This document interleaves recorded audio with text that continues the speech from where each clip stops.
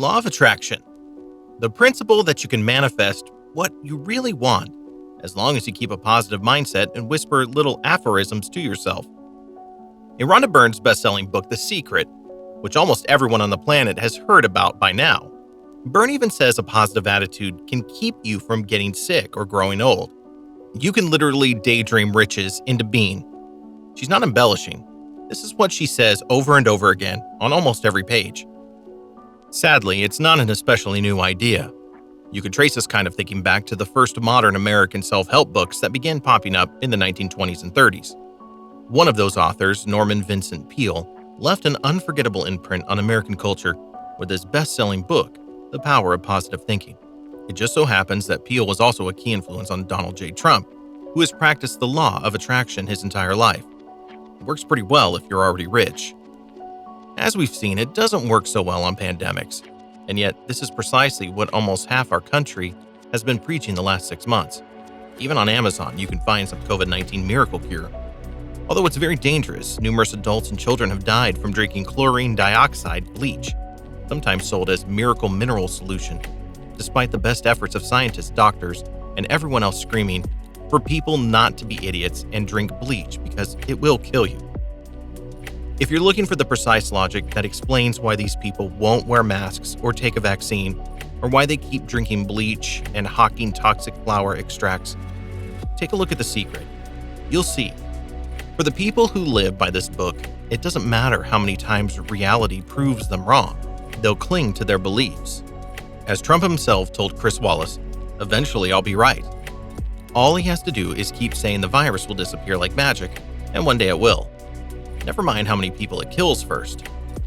You can overstate the impact of The Secret on American culture. With over 30 million copies sold, it's widely regarded as one of the top best-selling books of the century. The author has appeared on just about every talk show you can name, including Oprah.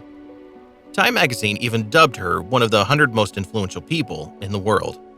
So yeah, people listen to her. It goes even deeper than that, though.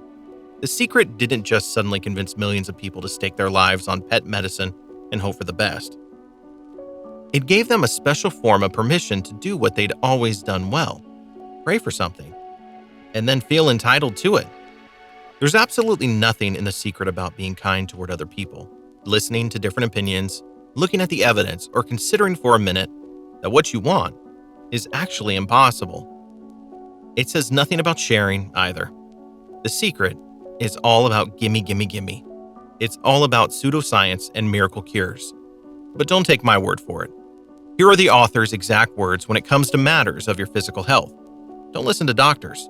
Instead, you cannot catch anything unless you think you can, and thinking you can is inviting it to you with your thought.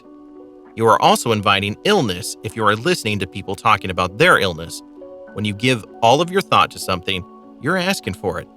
Change the conversation to good things, if you can, or be on your way. That's not all. The book goes on to explain the cause of illness itself. See, actual medicine conditions don't exist. Everything that's bad in the real world, from cancer to heart disease, results from our minds. It's all right here.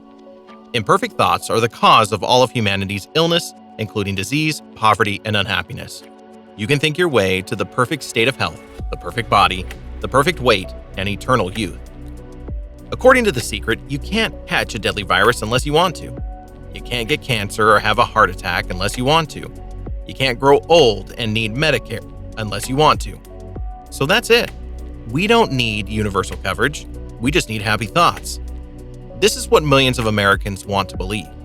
The Secret isn't the only book to affirm this brand of wishful thinking. Look at Dr. Oz, who actually appears on Fox News now as a medical expert. He's the guy who says drinking bone broth and squirting green tea up your nose will keep you young and healthy forever. The problem isn't with alternative medicine, which we know works on some level. It's that Americans want something to save them from death. It can't be something simple, approved by the FDA. It has to be something that sounds weird and mystical. It has to be something spurned by the establishment outside the mainstream. It has to feel like a secret.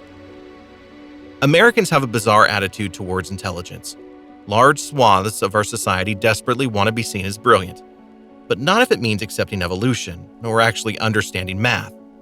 No, a large portion of Americans are fundamentally interested in the illusion of intelligence, not the real thing. They want to project genius. It's all right here. You are a cosmic being. You are all power. You are all wisdom. You are all intelligence. You are a genius beyond description. So start telling yourself that. This sounds like something Trump would tweet, doesn't it? This is what resonates with too many Americans. They don't want someone to demonstrate intelligence or show it through their actions.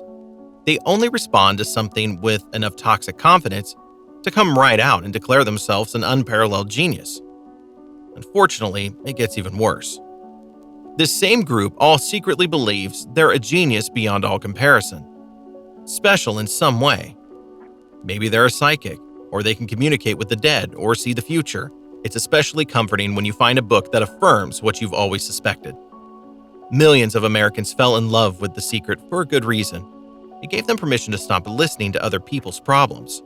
It gave them license to call themselves geniuses and to spend all their time and energy on trying to manifest their selfish personal desires instead of doing the hard, thankless work it takes to actually improve the world. You don't even have to read The Secret to be exposed to its toxic logic.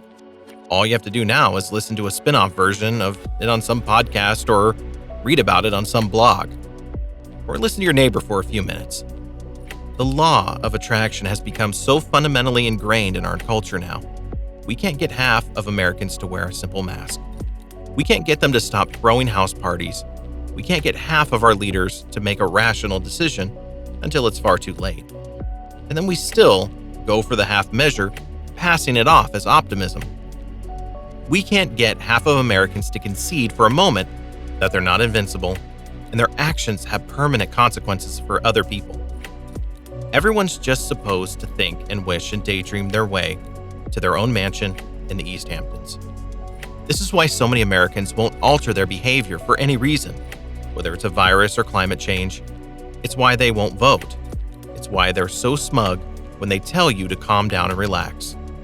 They've been brainwashed into thinking that the best and only way to change their reality is to ignore it. They see empathy and social responsibility as anti-ethical to their own personal happiness and self-worth.